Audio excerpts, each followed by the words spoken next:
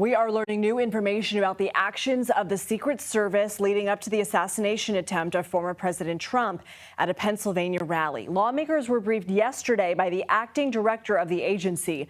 CBS News congressional correspondent Scott MacFarlane was at that rally. So, Scott, was this classified? What are lawmakers saying?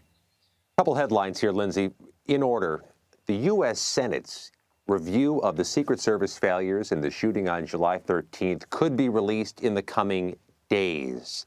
That means we could be getting some revelations as early as early next week. Meanwhile, the U.S. House has its own task force investigating July 13th, and they reported out some of their findings so far, indicating that they, of course, are seeing some signs of Secret Service failures that allowed somebody a football field away to get a gun near former President Trump, but also emphasizing they've seen no indication of any nefarious actors, any other parties being part of this horrific American event, which could and should tamp down some of the conspiracy theories that have surfaced in the 2 months since. It's noteworthy, 2 months to the day, that this House task force is trying to tamp down conspiracy theories, because, Lindsay, I can tell you, they really have bubbled up over the last couple of weeks as there's been a silence from these reviews. So keeping in mind, Lindsay, there are multiple investigations into July 13th. The Secret Service has its own.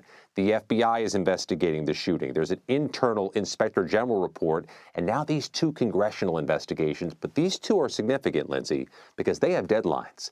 They have to report out what they've found by the end of this calendar year, if not sooner. It could be our first glimpse into what went wrong and how this shooting happened.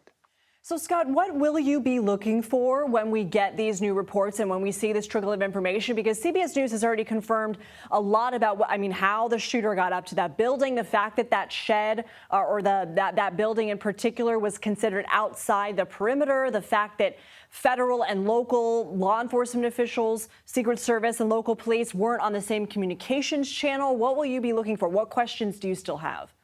I'm looking for the recommendations, because these investigations come not just with a diagnosis, but what should happen next. And that's important. Will protocols change? Will Secret Service policies change? What's more, Congress is the part of government that funds the Secret Service.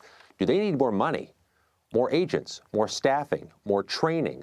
All those things are going to come through Congress in the coming weeks. So this report could change how much money we spend and how we go about the business of protecting candidates, presidents, and other dignitaries, which clearly at a moment when Congress is concerned we're not doing enough to protect those people.